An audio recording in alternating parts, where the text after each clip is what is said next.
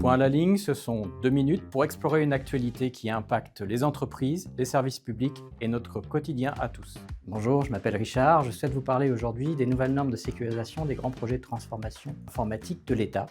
En quoi ces nouvelles normes vont impacter ces projets et en quoi ça va avoir un impact sur nous qui sommes usagers de ces projets. Quels types de projets sont concernés et en quoi ils sont impactés. Qu'est-ce que ça change concrètement pour l'ensemble des projets et les usagers que nous sommes tous. L'État compte actuellement une cinquantaine de projets de SI majeurs pour un budget environ de 3,6 milliards. Des projets qui connaissent, comme de nombreux projets, souvent du retard et une inflation budgétaire. Depuis 2011, ces projets sont suivis par la Direction interministérielle du numérique, la DINUM, pour essayer, autant que faire se peut, de limiter les dérives en termes de délai comme de coûts. Mais pourquoi renforcer les normes de sécurisation des projets ? Les projets qui dépassent la barre des 9 millions d'euros sont soumis à l'obtention d'un avis conforme de la DINUM pour être lancés.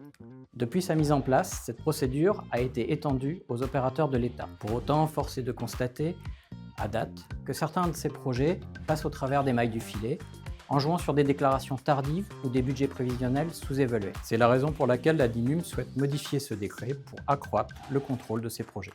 Concrètement, quelles sont les nouvelles règles qui vont être mises en place ? Outre une systématisation de l'avis de conformité pour tous les projets informatiques avant leur lancement, la DINUM a entamé plusieurs axes de réflexion.